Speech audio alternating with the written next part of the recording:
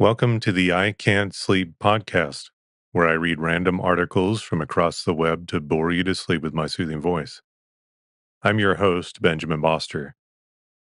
Today's episode is from a Wikipedia article titled Stream.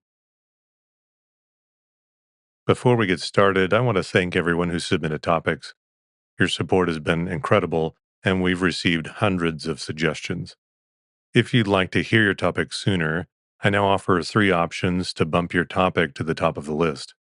Just visit ican'tsleeppodcast.com and click on the Request a Topic link in the navigation. Each option has a small cost, and it's a great way to hear exactly what you want next while supporting the show. Now let's get on to today's episode.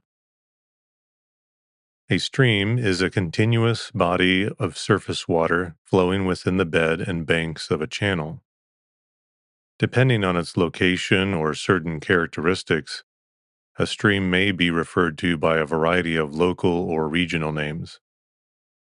Long, large streams are usually called rivers, while smaller, less voluminous, and more intermittent streams are known as streamlets, brooks, or creeks. The flow of a stream is controlled by 3 inputs: surface runoff from precipitation or meltwater, daylighted subterranean water, and surface groundwater, spring water. The surface and subterranean water are highly variable between periods of rainfall. Groundwater, on the other hand, has a relatively constant input and is controlled more by long-term patterns of precipitation. The stream encompasses surface, subsurface, and groundwater fluxes that respond to geological, geomorphological, hydrological, and biotic controls. Streams are important as conduits in the water cycle, instruments in groundwater recharge, and corridors for fish and wildlife migration. The biological habitat in the immediate vicinity of a stream is called a riparian zone.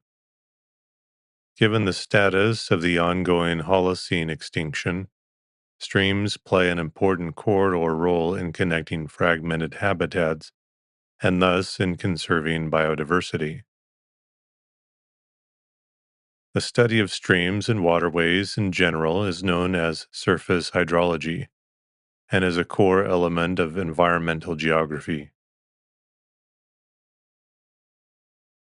A brook is a stream smaller than a creek, especially one that is fed by a spring or seep. It is usually small and easily forded. A brook is characterized by its shallowness. Another is a creek or crick. In Australia, Canada, New Zealand, and the United States, a narrow stream that is smaller than a river, a minor tributary of a river, a brook. Sometimes navigable by watercraft and may be intermittent. In the United Kingdom, India, and parts of Maryland, New England, a tidal inlet, typically in a salt marsh or mangrove swamp, or between enclosed and drained former salt marshes or swamps, e.g., Portsbridge Creek, separating Portsea Island from the mainland. In these cases, the stream is the tidal stream, the course of the seawater through the creek channel at low and high tide. In hydrography, gut is a small creek. This is seen in proper names in eastern North America from the mid-Atlantic states. For instance, the Gut in Pennsylvania, Ash Gut in Delaware, and other streams, down into the Caribbean. For instance, Guinea Gut, Fish Bay Gut, Cobb Gut, Battery Gut, and other rivers and streams in the United States Virgin Islands, in Jamaica, Sandy Gut, Ben's Gut River, White Gut River, and in many streams and creeks of the Dutch Caribbean. A river is a large natural stream that is much wider and deeper than a creek and not easily fordable and may be a navigable waterway. The linear channel between the parallel ridges or bars on a shoreline beach or river floodplain, or between a bar and the shore, is called a runnel. It's also called a swale. A tributary is a contributory stream to a larger stream, or a stream which does not reach a static body of water such as a lake, bay, or ocean, but joins another river, a parent river. Sometimes this is also called a branch or fork. A distributary or distributary channel is a stream that branches off and flows away from a mainstream channel, and the phenomenon is known as river bifurcation. Distributaries are common features of river deltas and are often found where a valleyed stream enters wide flatlands or approaches the coastal plains around a lake or an ocean. They can also occur inland on alluvial fans or where a tributary stream bifurcates as it nears its confluence with a larger stream. Common terms for individual river distributaries in English speaking countries are arm and channel. There are a number of regional names for a stream. In North America, the following: branch is used to name streams in Maryland and Virginia. Creek is common throughout the United States as well as Australia.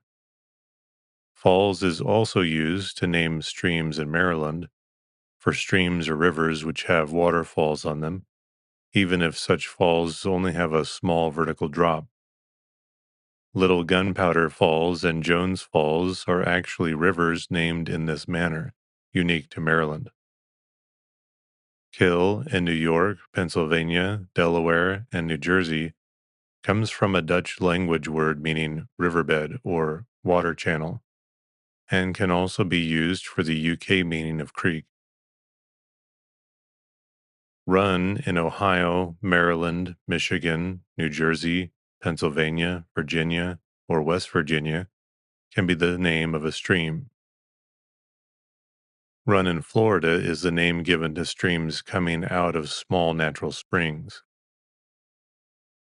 River is used for streams from larger springs like the Silver River and Rainbow River. Stream and brook are used in Midwestern states, Mid-Atlantic states, and New England. In the United Kingdom, Alt is used in the Scottish Highlands. Beck is used in areas between Lincolnshire and Cumbria and areas which were once occupied by the Danes and Norwegians. Bourne or Winterbourne is used in the chalk downland of southern England for ephemeral rivers. When permanent, they are chalk streams. Burn is used in Scotland and northeast England. Gill is seen in the north of England and Kent and Surrey, influenced by Old Norse. The variant Gill, spelled Ghyll, is used in the Lake District and appears to have been an invention of William Wordsworth. Nant is used in Wales. Rivulet is a term encountered in Victorian-era publications. Syke is used in the Scottish lowlands and Cumbria for a seasonal stream. Some related terminology. Bar.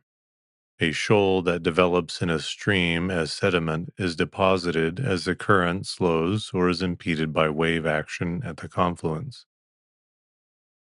Bifurcation. A fork into two or more streams. Channel. A depression created by constant erosion that carries the stream's flow. Confluence. The point at which the two streams merge. If the two tributaries are of approximately equal size, the confluence may be called a fork. Drainage basin, also known as a watershed in the United States. The area of land where water flows into a stream. A large drainage basin, such as the Amazon River, contains many smaller drainage basins. Floodplain. Lands adjacent to the stream that are subject to flooding when a stream overflows its banks. Headwaters or source. The part of a stream or river proximate to its source. The word is most commonly used in the plural where there is no single point source. Nick point. The point on a stream's profile where a sudden change in stream gradient occurs. Mouth. The point at which the stream discharges, possibly via an estuary or delta, into a static body of water such as a lake or ocean. Pool. A segment where the water is deeper and slower moving. Rapids. A turbulent, fast-flowing stretch of a stream or river. Riffle. A segment where the flow is shallower and more turbulent. River. A large natural stream which may be a waterway. Run. A somewhat smoothly flowing segment of the stream. Spring. The point at which a stream emerges from an underground course through unconsolidated sediments or through caves.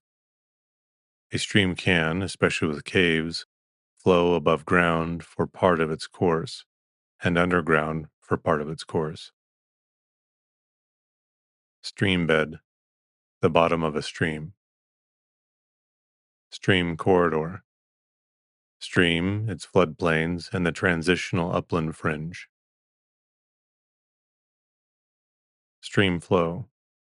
The water moving through a stream channel. Stream gauge. A site along the route of a stream or river, used for reference marking or water monitoring. Tallweg.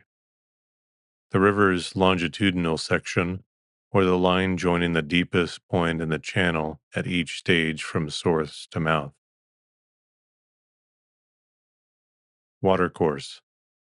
The channel followed by a stream, a flowing body of water, or the stream itself. In the UK, some aspects of criminal law, such as the Rivers Prevention of Pollution Act 1951, specify that a watercourse includes those rivers which are dry for part of the year. In some jurisdictions, owners of land over which the water flows may have the legal right to use or retain some or much of that water. This right may extend to estuaries, rivers, streams, branches, and canals. Waterfall or cascade. The fall of water where the stream goes over a sudden drop called a nick point. Some nick points are formed by erosion when water flows over an especially resistant stratum, followed by one less so. The stream expends kinetic energy in trying to eliminate the nick point. Wetted perimeter. The line on which the stream surface meets the channel walls. A stream's source depends on the surrounding landscape and its function within larger river networks. While perennial and intermittent streams are typically supplied by smaller upstream waters and groundwater, headwater and ephemeral streams often derive most of their water from precipitation in the form of rain and snow. Most of this precipitated water re enters the atmosphere by evaporation from soil and water bodies, or by the evapotranspiration of plants. Some of the water proceeds to sink into the earth by infiltration and becomes groundwater, much of which eventually enters streams. Some precipitated water is temporarily locked up in snowfields and glaciers to be released later by evaporation or melting. The rest of the water flows off the land as runoff, the proportion of which varies according to many factors, such as wind, humidity, vegetation, rock types, and relief. This runoff starts as a thin film called sheet wash, combined with a network of tiny rills, together constituting sheet runoff. When this water is concentrated in a channel, a stream has its birth. Some creeks may start from ponds or lakes. Freshwater's primary sources are precipitation and mountain snowmelt. However, rivers typically originate in the highlands and are slowly created by the erosion of mountain snowmelt into lakes or rivers. Rivers usually flow from their source topographically and erode as they pass until they reach the base stage of erosion. Scientists have offered a way based on data to define the origin of the lake. A classified sample was the one measured by the Chinese researchers from the University of Chinese Academy of Sciences. The source of a river or stream, its point of origin, can consist of lakes, swamps, springs, or glaciers. A typical river has several tributaries. Each of these may be made up of several other smaller tributaries, so that together the stream and all its tributaries are called a drainage network.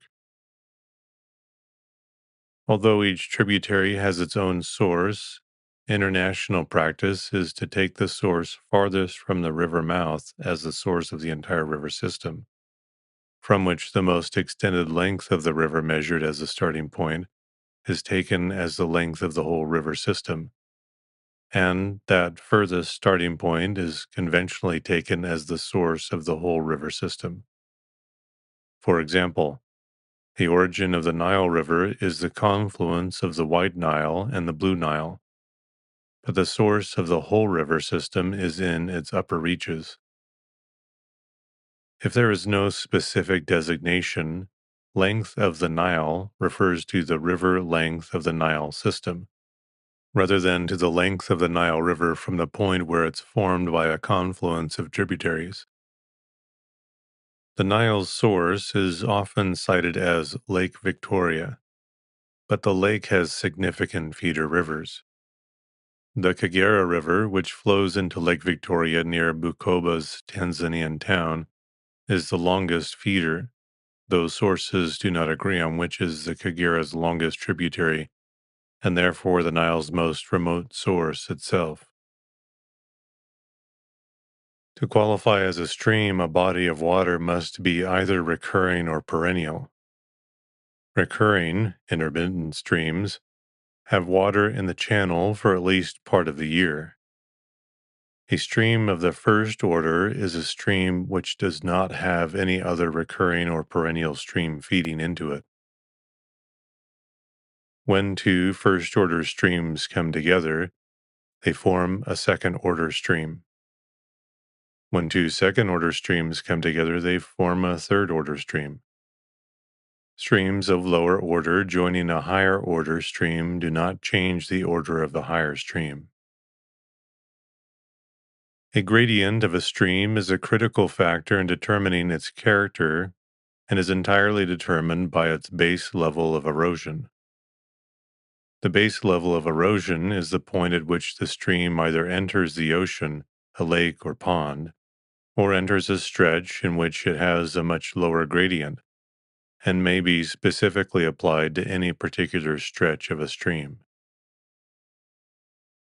In geological terms, a stream will erode down through its bed to achieve the base level of erosion throughout its course.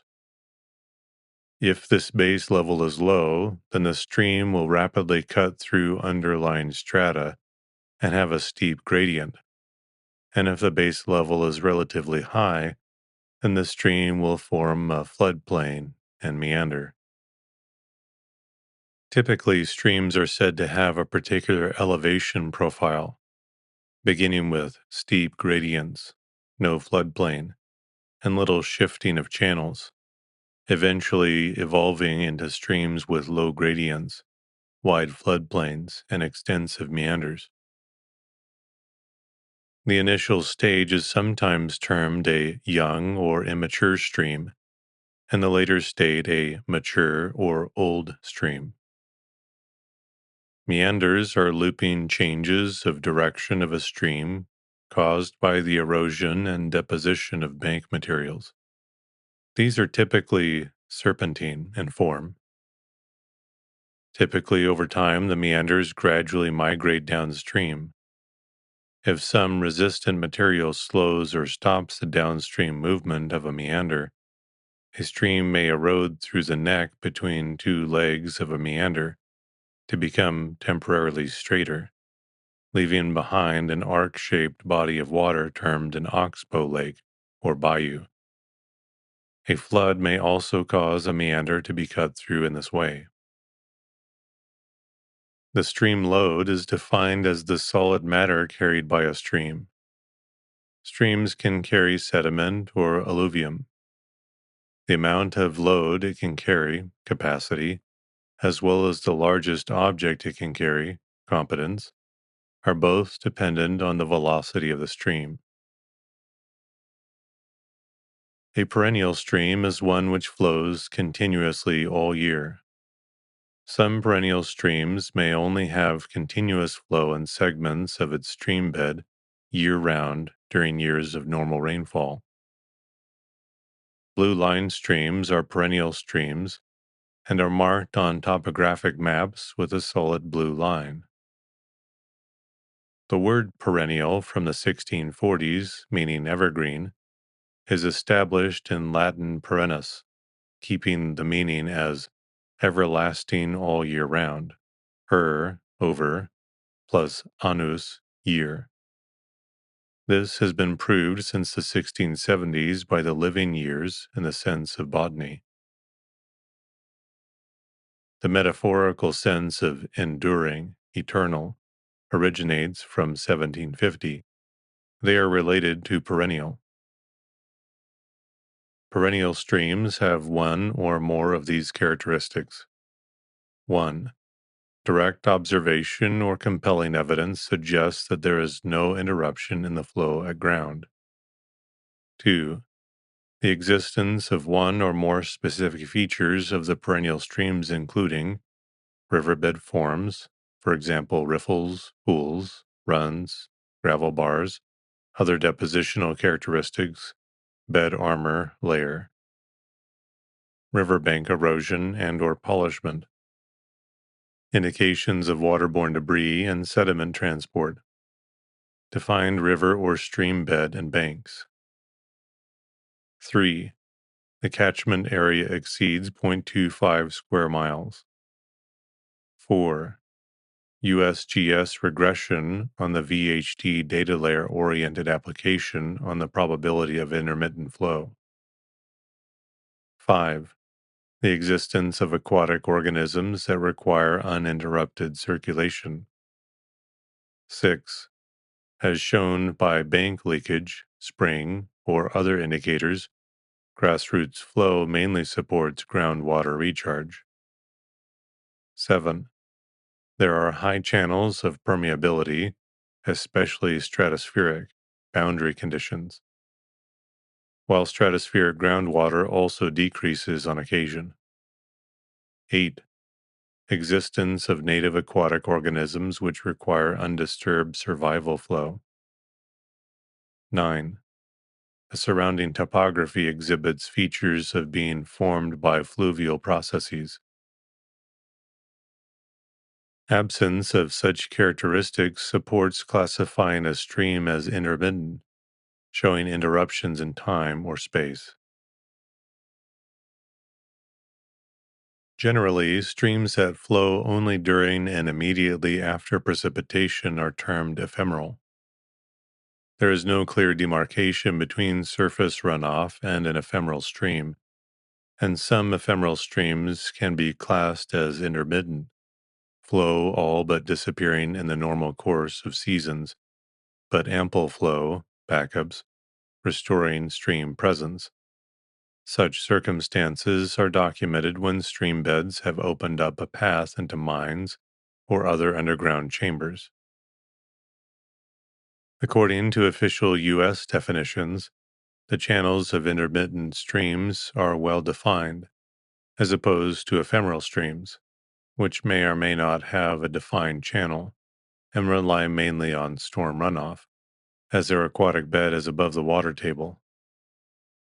An ephemeral stream does not have the biological, hydrological, and physical characteristics of a continuous or intermittent stream. The same non perennial channel might change characteristics from intermittent to ephemeral over its course. Washes can fill up quickly during rains, and there may be a sudden torrent of water after a thunderstorm begins upstream, such as during monsoonal conditions.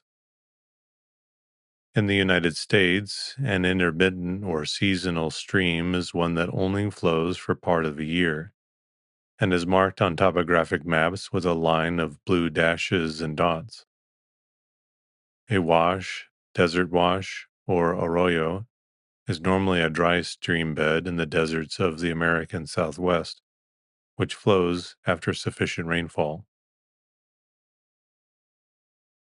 In Italy, an intermittent stream is termed a torrent, Italian torrente. In full flood, the stream may or may not be torrential in the dramatic sense of the word, but there will be one or more seasons in which the flow is reduced to a trickle or less.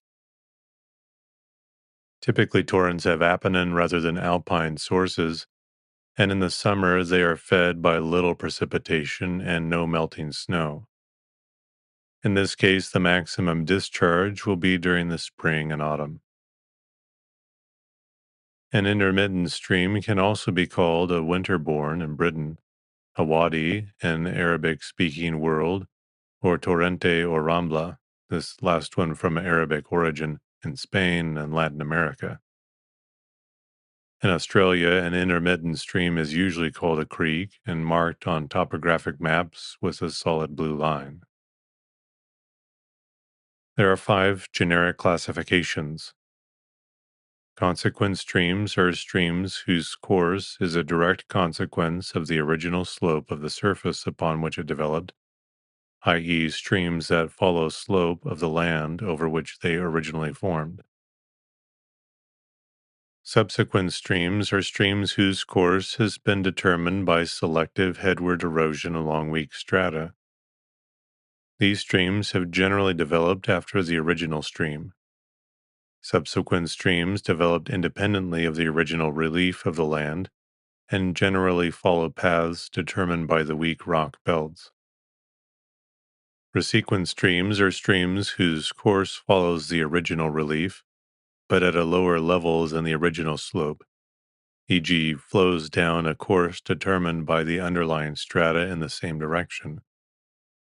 These streams develop later and are generally a tributary to a subsequent stream. Obsequent streams are streams flowing in the opposite direction of the consequent drainage. Insequent streams have an almost random drainage, often forming dendritic patterns. These are typically tributaries and have developed by a headward erosion on a horizontally stratified belt or on homogeneous rocks. These streams follow courses that apparently were not controlled by the original slope of the surface, its structure, or the type of rock. According to the water underneath, gaining, a stream or path to receive water from groundwater. Losing, a stream or reach of a stream which shows a net loss of water to groundwater or evaporation. Isolated, the water flow or channel shall not supply or remove water from the saturated region. Perched, refers to the loss or isolation flow separated from the groundwater in the air zone.